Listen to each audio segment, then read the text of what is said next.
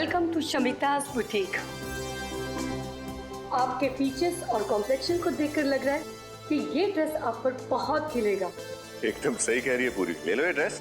देखा, अब तो आपके बॉयफ्रेंड ने भी कह दिया, अब तो आप ले ही लो। मैडम, आपको कुछ दिखाना है। CID? I am so sorry, मैंने आपको पहचाना नहीं था।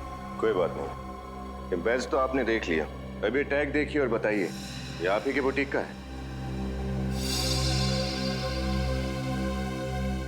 है नहीं, था। हाँ मतलब ये टैग हम बहुत साल पहले यूज करते थे, करीब 15 साल पहले। 1998 के बाद हमारे बुटीक का लोगो बदल गया है, अब हम ये लोगो यूज करते हैं।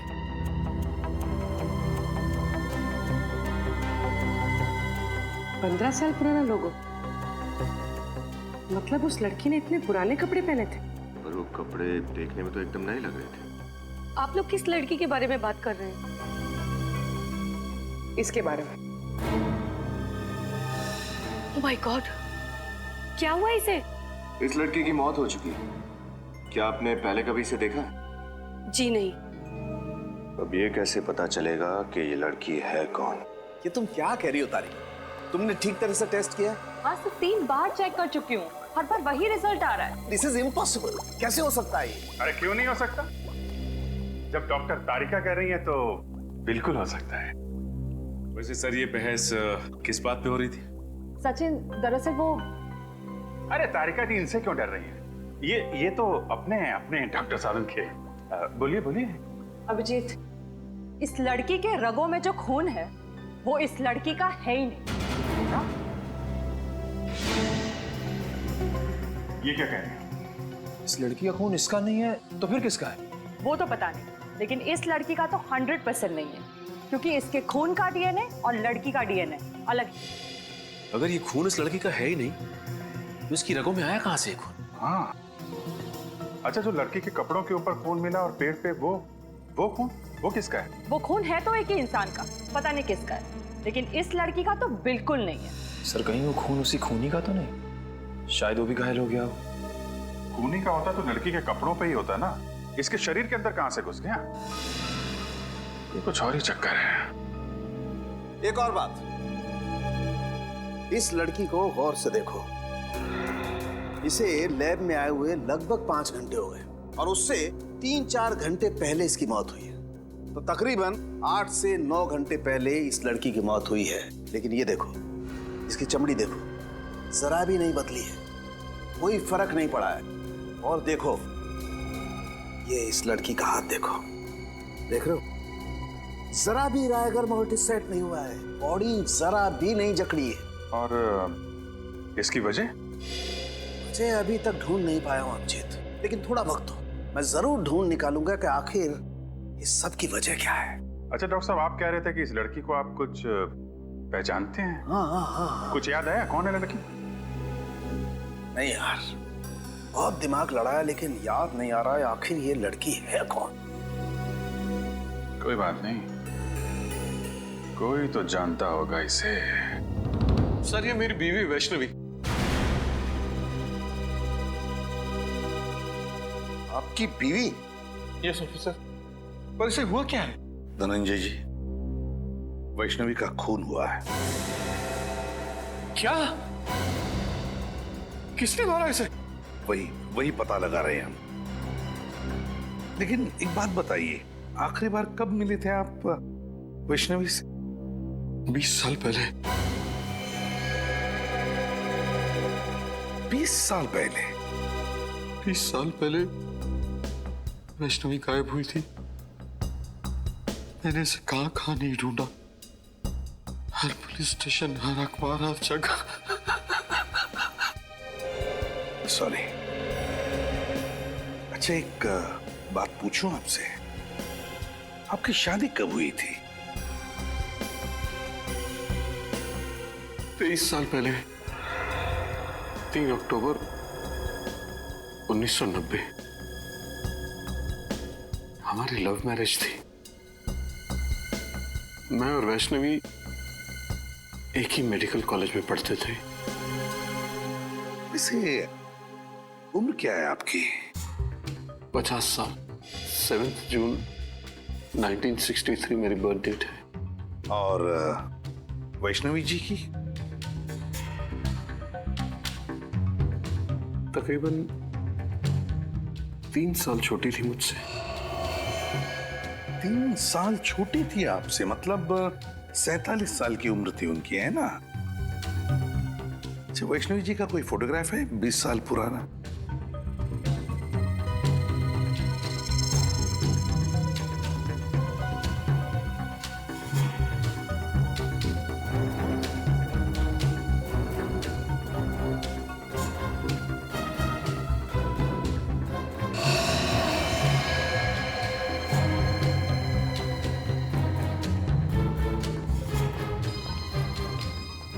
सर वैष्णवी 20 साल पहले जैसे लगती थी आज भी ठीक वैसे ही लगती है।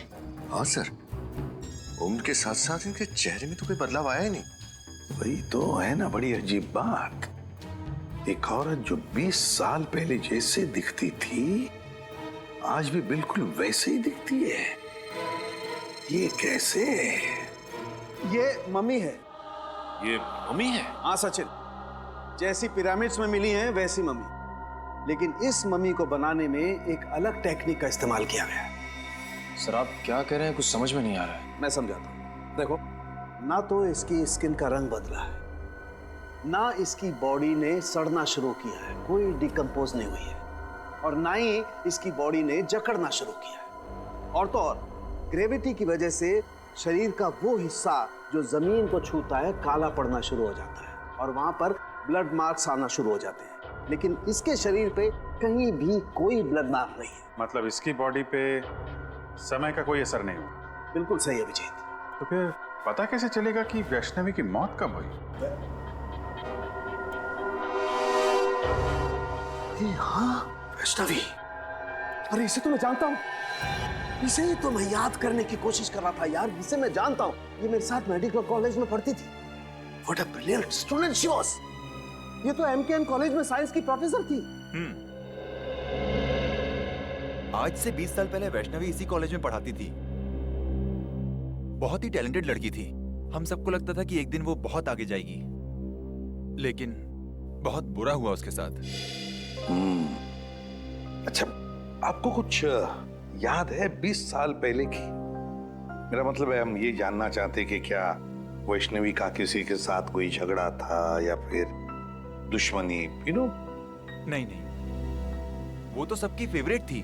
उसका किसी से कोई झगड़ा नहीं था। अगर किसी को कोई प्रॉब्लम होती थी तो वो वैष्णवी के पास जाकर ही सलाह मांगता था। अच्छा, वैष्णवी आखिरी बार कॉलेज कब आई थी, कुछ बता सकते हैं आप? 6 मई 1993। 6 मई 1993? क्या बात है, आपकी याददाश्त की तो तारीफ करनी चाहिए। मुझे इसलिए याद है क्योंकि उस दिन मेरा बर्थडे था और उस दिन भी वैष्णवी हमेशा की तरह कॉलेज से जल्दी चली गई थी और शाम को पार्टी में भी नहीं आई और उसके बाद वो कॉलेज कभी नहीं आई। हमेशा की तरह जल्दी चली गई मतलब? क्या वो अक्सर कॉलेज से जल्दी जाती थी? हर रोज नहीं, गुरुवार को। हर गुरुवार को कॉलेज से 1 बजे ही चली जाती थी। हर गुरुवार को दोपहर के 1 बजे? क्यों, कहाँ जाती थी वो? ये तो उसने कभी किसी को बताया नहीं। इसका जवाब तो डॉक्टर अविनाश ही दे सकते हैं। डॉक्टर अविनाश? जी, डॉक्टर अविनाश उस वक्त के प्रिंसिपल थे। उन्होंने ही उसे हर गुरुवार को 1 बजे जाने की परमिशन दे रखी थी। अच्छा, डॉक्टर अविनाश रहते कहाँ ये डॉक्टर अविनाश?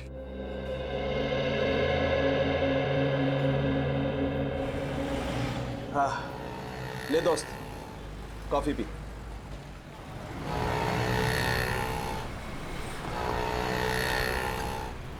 यकीन नहीं आ रहा, इतने साल पुराना दोस्त मेरे सामने बैठा है। आज अतीत की यादों के पलों को जीने से अच्छा और क्या है। बात तू सही कह रहा धनंजय, लेकिन एक बात कहूं, अतीत की यादों में अपने आप को इतना भी नहीं जकड़ लेना चाहिए कि जिंदगी से घुटन होने लगे। कम ऑन यार, दिल छोटा नहीं करते। अच्छा देख देख, मैं तेरे लिए क्या लाया हूं। क्या है? खोल कर देखना यार।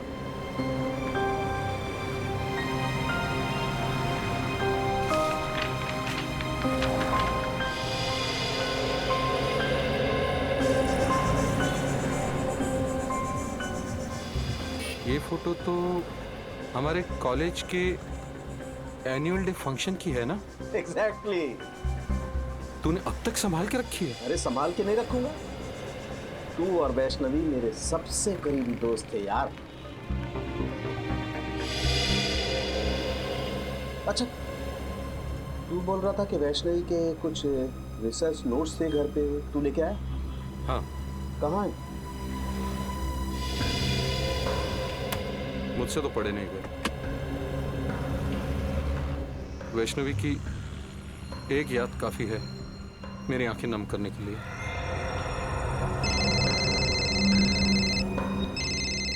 एक मिनट। हेलो, वो धनंजय तेरे साथ है ना? हाँ, क्यों? उससे पूछ कि वैष्णवी हर गुरुवार को दोपहर के 1 और शाम के 7 बजे के बीच कहाँ जाती थी। और एक बात, धनंजय से पूछ ले कि क्या वो हमें वैष्णवी के रिसर्च पेपर्स, मेरा मतलब है रिसर्च की जो फाइल्स हैं, वो दे सकता है क्या? हाँ ठीक, ओके। अच्छा धनंजय, तुझे मालूम है कि हर गुरुवार को वैष्णवी 1 से 7 बजे तक कॉलेज के बाहर कहाँ जाया करती थी? नहीं यार, मुझे इस बात का बिल्कुल अंदाजा नहीं था।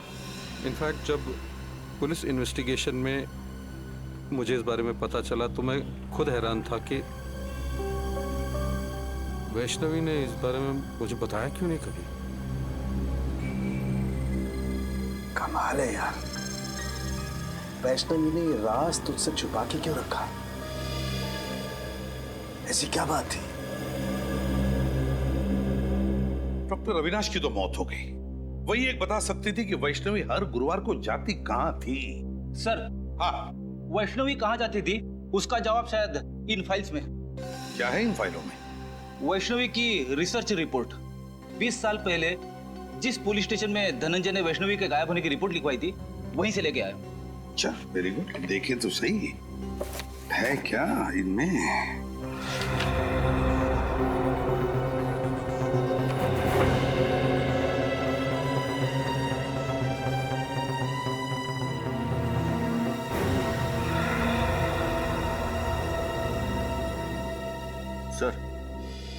सर ये देखिए, वैष्णवी गायब होने से पहले 2 रिसर्च प्रोजेक्ट पर काम कर रही थी, एक पोस्टमार्टम और एक प्रीमार्टम।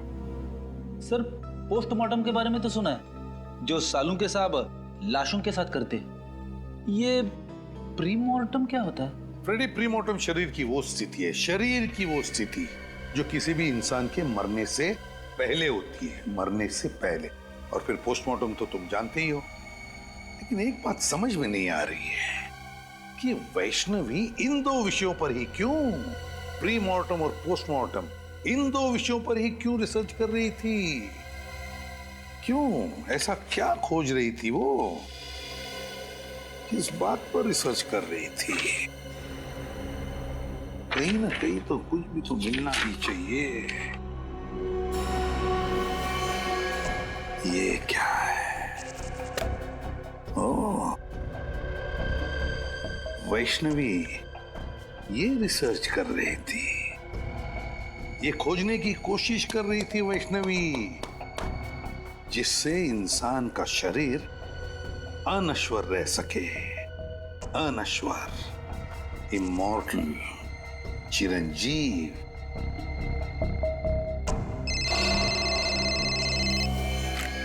आसान है?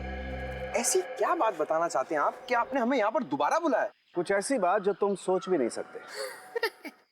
सर, वैसे तो ऐसी बहुत सारी बातें जो मैं सोच नहीं सकता, लेकिन आप बताइए ना, ऐसी कौन सी बात कहना चाहते हैं आप? पंकज, तुम्हारा खेल खत्म हो चुका है। हम तुम्हारा सारा राज जान गए हैं। खेल? राज? ये क्या बात कर रहे हैं सर आप? बस सर, नहीं खड़ा रहना, नहीं तो गोली चल जाए। सर ये आप क्या कर रहे हैं सर? प्लीज गन नीचे करो। चुप। जस्ट कीप क्वाइट पूर्वी, जस्ट कीप क्वाइट। अब देखो पंकज, मैं तुम्हारे पेट पर गोली मारता हूं, तो एक गोली तुम्हारे शरीर को चीरती हुई पेड़ पर ठीक वहीं जाकर के लगेगी जहां पर वो खून लगा हुआ है।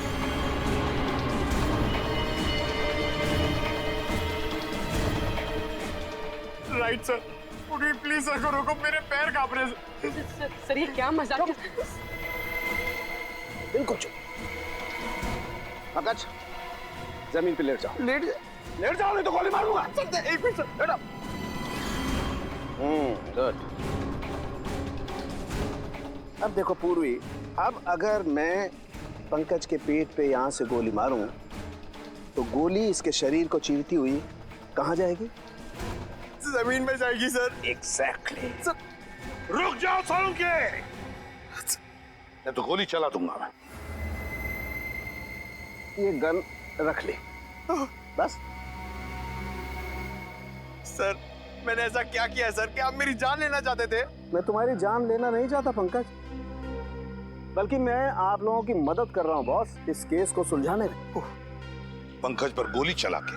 हाँ? गोली मारी तो नहीं ना बॉस? उस दिन हम लोगों को गोली शायद इसलिए नहीं मिली क्योंकि हम लोग सोच रहे थे खूनी ने वैष्णवी पर जब वो खड़ी थी तब गोली चलाई, जबकि हकीकत ये है कि खूनी ने वैष्णवी की लाश पर गोली चलाई जब वो पड़ी हुई थी यहाँ जमीन पर। क्या उसकी लाश पे गोली चलाई उसने? सब फिर तो शायद गोली जमीन के नीचे होगी।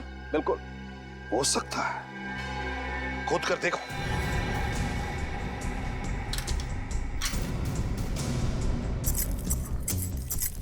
मतलब सालुंखे, ये खूनी हमें गुमराह कर रहा था। उसने गोली चलाई जिंदा वैष्णवी पर नहीं, वैष्णवी की लाश पर, और फिर उसके बाद में उसने उस पेड़ पर खून लगा दिया ताकि हमें लगे कि उसने जिंदा वैष्णवी पर गोली चलाई। सर गोली मिल गई। गोली मिल गई तो समझो खूनी भी मिल गया। वेरी गुड, फिर तो मिठाई खिलाओ यार। सालुंखे, पहली मिठाई तुझे खिलाऊंगा क्योंकि खूनी तेरा दोस्त धनंजय है। धनंजय। क्या बात कर रहे हो यार तुम? हाँ धनंजय, क्योंकि ये गोली उसी गन की है जो गन हमें धनंजय के घर में मिली थी, समझे? धनंजय की गन? लेकिन तुम धनंजय के घर कब गए? जब तुम धनंजय के साथ कॉफी शॉप में कॉफी पी रहे थे तब। प्रद्युमन, तुम मेरे दोस्त पर शक कर और तुमने मुझे इस बारे में बताया क्यों नहीं? जरूरी नहीं समझा। चलिए सर, धनंजय को गिरफ्तार कर लेते हैं। हाँ, धनंजय को तो कभी भी अरेस्ट कर सकते हैं, लेकिन ये बात किसी को भी पता नहीं चलनी चाहिए। याद रखना सालुंखे।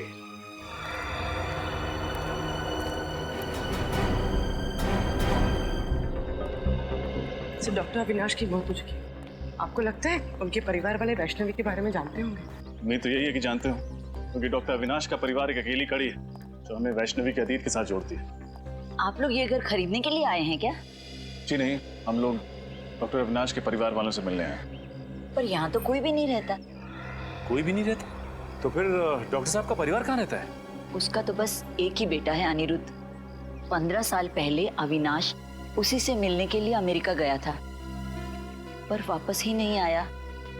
बस कुछ आया तो अनिरुद्ध का फोन कि उसके पापा की मौत हो गई है। तो ये अनिरुद्ध कभी यहाँ आता नहीं?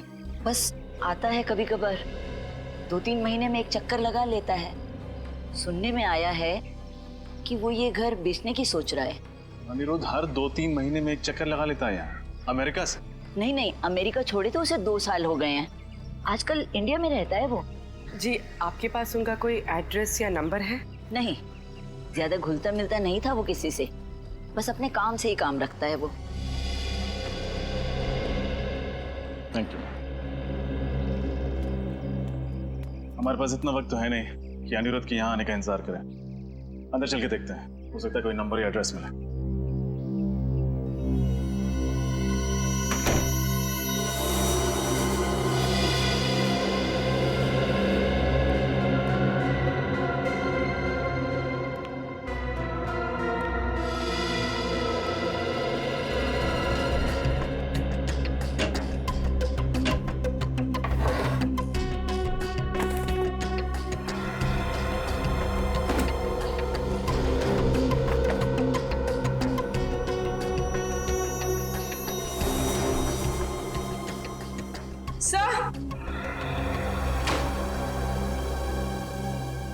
सर ये देखिए, मिस्टर अविनाश का पासपोर्ट। लेकिन डॉक्टर अविनाश की मौत तो अमेरिका में हुई थी, उसका पासपोर्ट यहाँ कैसे पहुंचा? हो सकता है उनका बेटा वापस लेके आया। ये क्या? पासपोर्ट में कहीं भी अमेरिकन वीजा तो लगा हुआ है ही नहीं। इसका मतलब डॉक्टर अविनाश कभी अमेरिका गए ही नहीं। तो इसका मतलब वो औरत झूठ बोल रही थी हमसे। हाँ सचिन, या तो वो औरत झूठ बोल रही थी या फिर अविनाश का बेटा अनिरुद्ध कोई खेल खेल रहा है। इस केस ने दिमाग घुमा दिया सचिन। पहले हमें जॉगर्स पार्क से एक लाश मिलती है जिसकी बॉडी का डीएनए उसके रगों के खून के डीएनए से मैच नहीं करता है। फिर हमें पता चलता है कि वो लाश है डॉक्टर वैष्णवी की। उनके पति धनंजय का कहना है कि डॉक्टर वैष्णवी की लाश अभी भी बिल्कुल वैसी दिखती है जैसे वैष्णवी 20 साल पहले दिखती थी। 20 साल से लाश में कोई चेंज नहीं हुआ। साळुंखे साहब ने बताया कि वो इसलिए क्योंकि लाश को मम्मी की तरह सुरक्षित रखा गया था। डॉक्टर वैष्णवी किसी खास प्रोजेक्ट पे काम कर रही थी और जिस आदमी को उसके बारे में मालूम था, डॉक्टर अविनाश, उनके बेटे अनिरुद्ध का कहना है कि उनकी मौत भी 15 साल पहले किसी रहस्यमय तरीके से हो गई। वो प्रोजेक्ट कौन सा था, इसके बारे में अभी तक पता नहीं चला। लेकिन सर एक बहुत चौंका देने वाली बात पता चली है सर। क्या? डॉक्टर अविनाश की कुंडली कहती है कि ना उनकी कभी शादी हुई ना ही उनका कोई बेटा था सर। हा? मतलब उनके पड़ोस में रहने वाली वो औरत हमसे झूठ बोल रही थी। या तो वो औरत झूठ बोल रही है या फिर कोई ढोंगी डॉक्टर अविनाश का बेटा बनकर ये सारी कहानियां फैला रहा है। अभिजीत, वैष्णवी 47 साल की होने के बावजूद 27 साल की क्यों दिख रही थी और उसकी लाश सड़ना क्यों नहीं शुरू हुई, इसका राज पता चल गया है मुझे। क्या राज है सर? प्लास्टिनेशन। प्लास्टिनेशन? हाँ, ये एक नया तरीका है लाशों को बरसों बरस, एक लंबे समय तक प्रिजर्व करके रखने का। इसका मतलब सर इजिप्ट में जैसे लाशों को मम्मी बना के रखा जाता है वैसे? बिल्कुल ठीक नहीं है, वैसे ही। लेकिन इसमें एक फर्क है। फर्क यह है कि इसमें लाश के अंदर का तरल पदार्थ, लिक्विड, बाहर निकाल लिया जाता है और उसकी जगह पर लिक्विड प्लास्टिक लाश के अंदर डाल दिया जाता है। और जब वो लिक्विड प्लास्टिक ठोस हो जाता है, जम जाता है, तो फिर लाश वैसी की वैसी रहती है, उसमें जरा भी फर्क नहीं पड़ता है। हाँ, मैंने भी किसी साइंस जर्नल में इस तकनीक के बारे में पढ़ा था सर। लेकिन जहां तक मेरा अंदाजा है, इसमें लाश की खाल निकाल ली जाती है ना। लेकिन वैष्णवी की खाल तो ज्यों की त्यों है। यही वो वजह है जिसके कारण हम इस केस में गोल गोल घूम रहे थे। दरअसल वैष्णवी ने एक ऐसा फार्मूला इजाद कर लिया था जिसकी वजह से लाश की चमड़ी बिल्कुल भी नहीं बदलती है, वैसी की वैसी बनी रहती है, हमेशा जवान।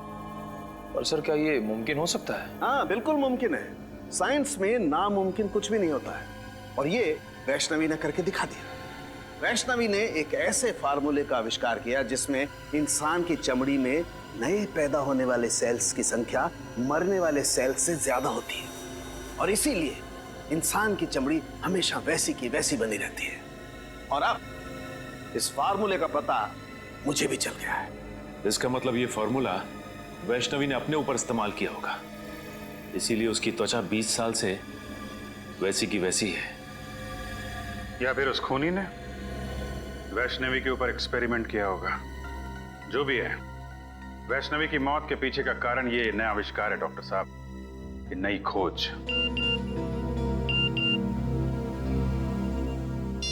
प्लीज सर जल्दी आइए, मैं खतरे में हूँ। तारिका, तारिका खतरे में। Come on Tarika. Tarika, my God. Tarika, Tarika, Tarika, my God, इसकी नब्ज बहुत स्लो हो गई है यार। सर कुछ कीजिए ना। एक मिनट, मैं आता हूँ। तारिका, तारिका, तारिका, तारिका, उठो। तारिका, तारिका, तारिका, उठो। Are you okay? Are you okay? हाँ मैं ठीक हूँ। ये कैसे हुआ ये सब? वो पे कैंटीन से जब अंदर आए मैंने देखा कि वहाँ पे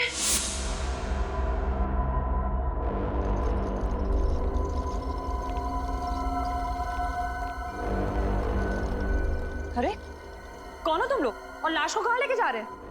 हम लोग जीके हॉस्पिटल से आए हैं। डॉक्टर सालुंके साहब ने हमें लाश को वहाँ के मोर्ग में लाने को कहा है। क्या? लेकिन मुझे तो कुछ नहीं पता है सालुंके सर ने इस बारे में। और ये फाइल कहाँ छुपा के ले जा रहे हो? सालुंके साहब ने फाइल भी मंगाई है। तो हम चलें? नहीं रुको, पहले मैं सर से एक बार बात कर लूं।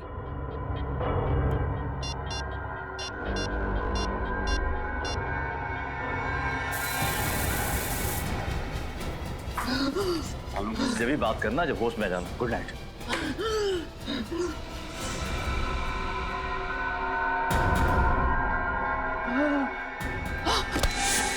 सर ये बात समझ में नहीं आई, कोई लाश क्यों चुराएगा? सचिन, वैष्णवी की लाश को पार्क में फेंकना और फिर यहाँ लैब से चुरा ले जाना, ये सब एक प्लानिंग थी। प्लानिंग। खूनी वो फार्मूला चुराना चाहता है तो सालुंके साहब ने बड़ी मेहनत से इस लैब में तैयार किया था। मतलब सर जब वो खूनी फार्मूला नहीं बना पाया तो उसने ये सब हमें गुमराह करने के लिए किया। करेक्ट। हमें गुमराह कर रहा है वो। हम उसके जाल में फंसते चले गए। लेकिन खूनी को ये बात कैसे पता चल गई कि सालुंके सर फॉर्मूला बना चुके हैं?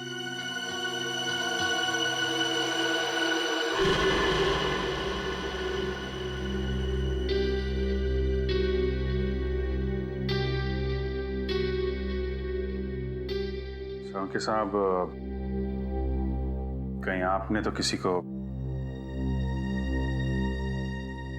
आई एम सॉरी अभिजीत, लेकिन मैंने वो फार्मूला धनंजय को बताया था, लेकिन वो ऐसा आदमी है नहीं। केस की इंपॉर्टेंट डिटेल्स आप बाहर वालों के साथ शेयर कर रहे हैं। इतनी बड़ी भूल आप कर कैसे सकते हैं सालुंके साहब? मुझसे गलती हो गई, आई नो, मैं मानता हूं, लेकिन धनंजय मेरा दोस्त है यार। दोस्त खूनी नहीं हो सकता। धनंजय खूनी? हाँ, या तो धनंजय खूनी है या फिर उसका कोई साथी। सचिन, इन चोरों का स्केच बनवाओ और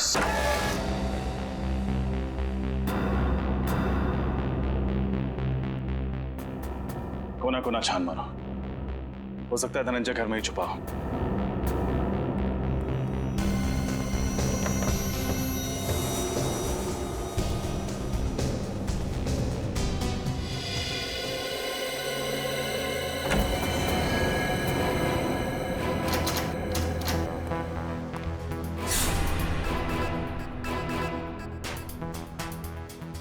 रजत, मेरी बात पे यकीन करो यार।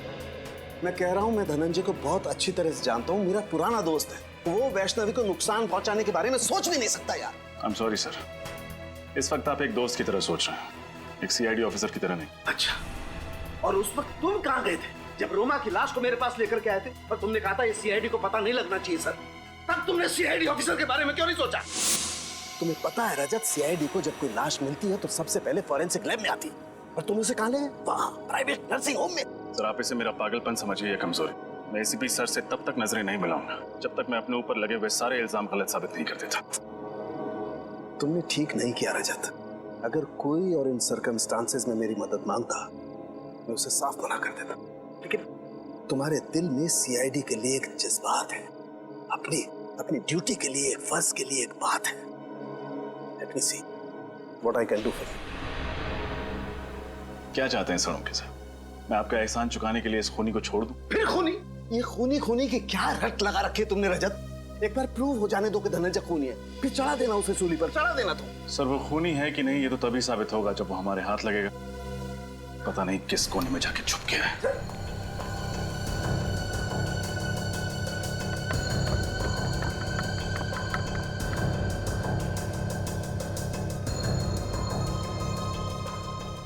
हाँ सचिन, कुछ मिला क्या?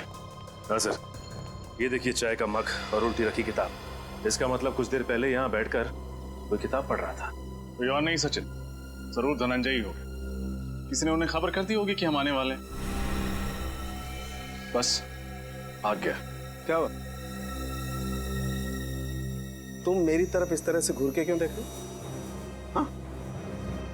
क्या मतलब, क्या तुम्हारा? साथ में थाना में तुम्हारे?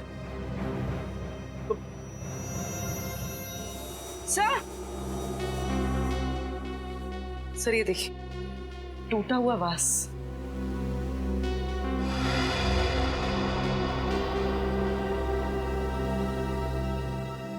सर इसमें तो खून भी लगा हुआ, देखिए।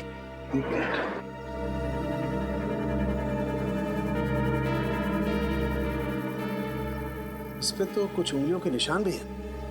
पूर्वी सर एक काम करो, घर में देखो कोई टेल्कम पाउडर रखा प्लीज। तो कहीं ये खून धनंजय का तो नहीं? धनंजय को कुछ हो तो नहीं गया? शायद धनंजय ने किसी को कुछ कर दिया। Sir thank you. मुझे तो लगता है कि धनंजय यहाँ बैठ करके चाय पी रहा था और किसी ने इस वास से उसके सर पे वार किया और उसे किडनैप कर लिया है।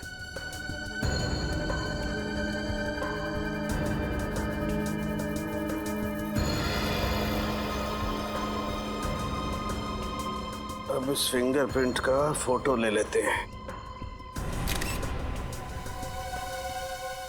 अब पुलिस रिकॉर्ड में मैच करके देखते हैं, पता चल जाएगा आखिर ये है कौन।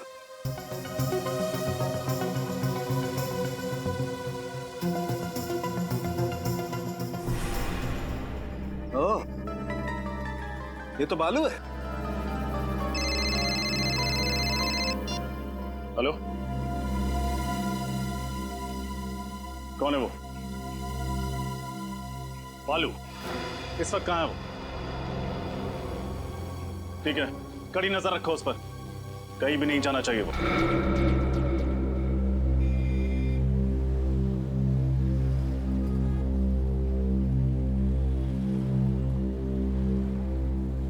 चलो भाई, तुम जाओ।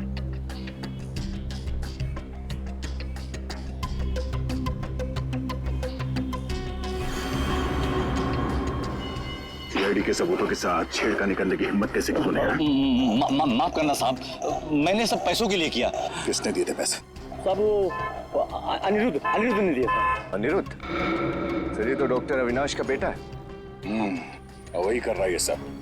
पहले अपने पिताजी के अमेरिका जाने की झूठी कहानी सुनाई और अब इनसे गैर कानूनी काम करवा रहा है। ठिकाना कहाँ है उस अनिरुद्ध का?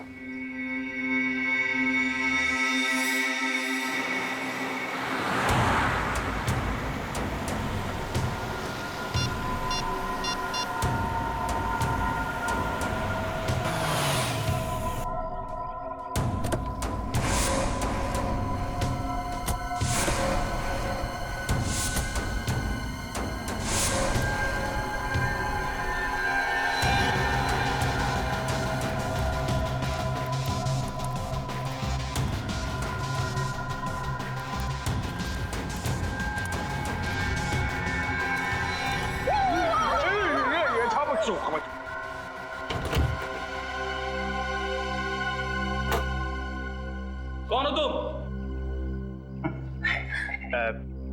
तुरफरमारे बर्फा। बफा? ये बाहर से आए हैं। ये है मिस्टर बफा और ये है मिस्टर चफाब। क्यों आया? महफूज की तरह जरफान होना चाहता हूँ। मूछ की तरह जवान होना चाहते हैं।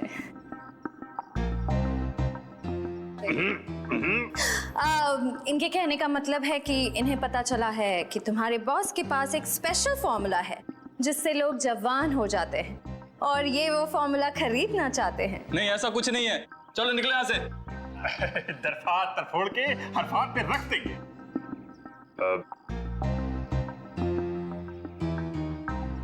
देखो, इन्हें बहुत गुस्सा आ रहा है।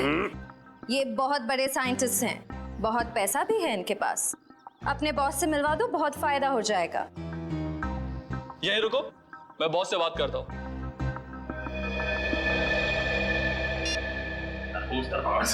सर फोड़ने का नहीं, वेट करो तरफोड़ कंट्रोल।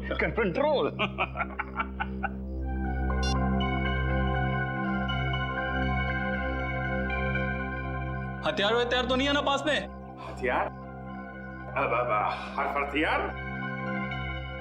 हरफ हमको हरफ हथियार की जरूरत नफी। हरफ हमारा हरफात।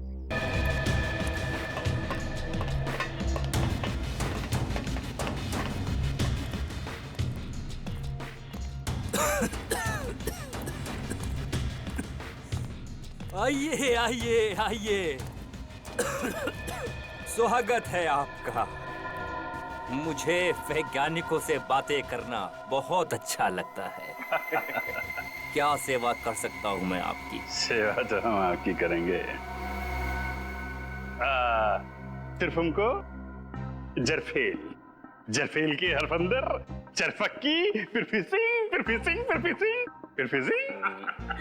ये कह रहे हैं कि आपके सीक्रेट फॉर्मूला की खबर इन्हें लग चुकी है। आप जैसे ब्रिलियंट और जीनियस साइंटिस्ट की तलाश ये करते रहते हैं। Thank you. आपका वो सीक्रेट फॉर्मूला ये खरीदना चाहते हैं। पर वो फॉर्मूला बिकाऊ नहीं है।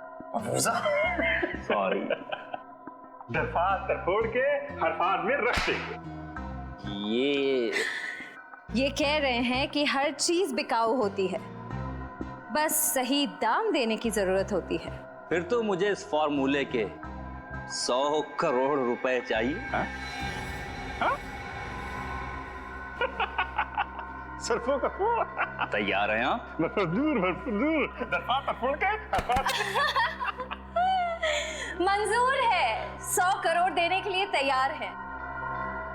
मगर ये देखना चाहते हैं कि आपका वो सीक्रेट फॉर्मूला काम करता भी है या नहीं। करता है। जाओ लेके आओ। 15 साल की मेहनत है उसमें। ऐसा काम करता है कि बहुत जल्द इस दुनिया में बूढ़ा इंसान दिखाई नहीं देगा।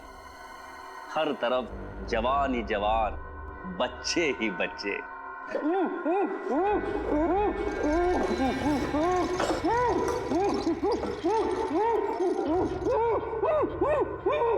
देखिए कैसे मैं इस 55 साल के आदमी को अपने सॉल्यूशन की मदद से 25 साल का नौजवान बना दूंगा। दरफात तरफोड़ दो। ये पूछ रहे हैं आप ये सब करेंगे कैसे? विज्ञान।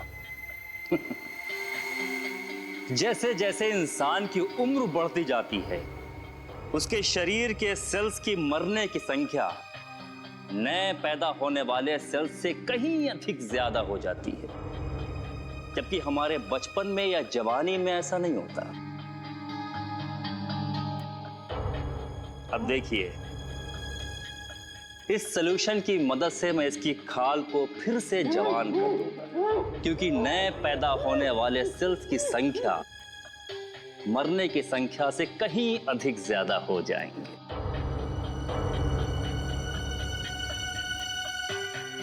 बस डॉक्टर अविनाश, समझ में आ गया आपकी जवानी का राज। ये हिंदी कैसे बोलने लगे? हिंदुस्तानी है तो हिंदी तो बोलेंगे ही डॉक्टर अविनाश। सीआईडी? पकड़ो इसे।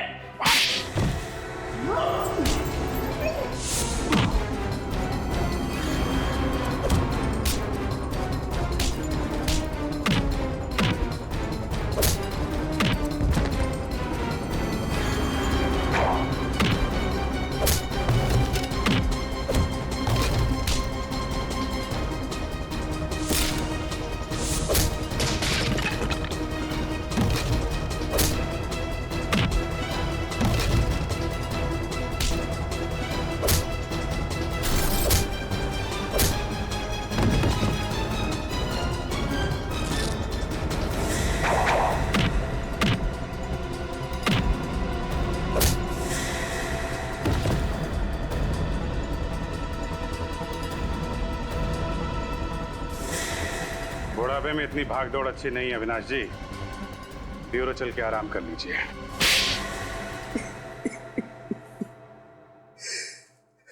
वैष्णवी के रिसर्च के बारे में सिर्फ मैं ही जानता था। ये रिसर्च उसके लिए इतनी अहम थी कि उसने डॉक्टर धनंजय को भी इसके बारे में नहीं बताया था। और तुमने क्या किया? विश्वासघात, वैष्णवी का विश्वासघात किया तुमने उस फॉर्मूले के लिए जिसके लिए उसने बरसों तक मेहनत की थी। मेहनत की थी, लेकिन सर, पर कोई भी रिसर्च बिना पैसे के पूरी नहीं होती सर। उसके एक्सपेरिमेंट का सारा खर्चा मैंने उठाया था। उसे खुफिया लैब बना के दी ताकि वो बिना किसी रोक टोक के पूरी शिद्दत और मेहनत से अपने जुनून में सफल हो सके। और जब वैष्णवी सफल हो गई तो तुम लालची हो गए। तुमने सोचा क्यों ना वो फॉर्मूला लेकर नाम और पैसा खुद ही कमा लूं, है ना? हाँ। लेकिन जब उसने फॉर्मूला देने से मना कर दिया तो मैंने उसे मार डाला और उसी को लाश को प्लास्टिनेट करके उसी पर एक्सपेरिमेंट करने लगा। एक्सपेरिमेंट क्यों? वैष्णवी की मौत के बाद फॉर्मूला तुम्हारे हाथ नहीं लगा? नहीं, क्योंकि उसने मरने से पहले वो कागज को नष्ट कर दिया था। मैं 20 साल तक नाक रगड़ता रहा, लेकिन वो केमिकल मुझसे नहीं बना। ओ, एक और सफलता, एक और सफलता। न जाने कितनी बार मुझे फेल होना पड़ेगा अपने इस एक्सपेरिमेंट में। हमें गुमराह करने के लिए तुमने वैष्णवी की लाश को पार्क में फेंक दिया। तुम जानते थे कि सीआईडी वाले आज नहीं तो कल उस केमिकल के बारे में जरूर पता लगा लेंगे और मौका मिलते तुम उसे चुरा लोगे, हैं? हाँ, और मेरा प्लान कामयाब भी हो गया था। लेकिन उस केमिकल को बेचने से पहले आप लोग मुझ तक पहुंच गए। बड़े बड़े मुजरिमों के पापी इरादों पर पानी फिरा है सीआईडी ने, समझे? अब जेल में सड़ते बैठना, अपनी नकली जवानी के दिन काटते फांसी का ऑर्डर आने तक।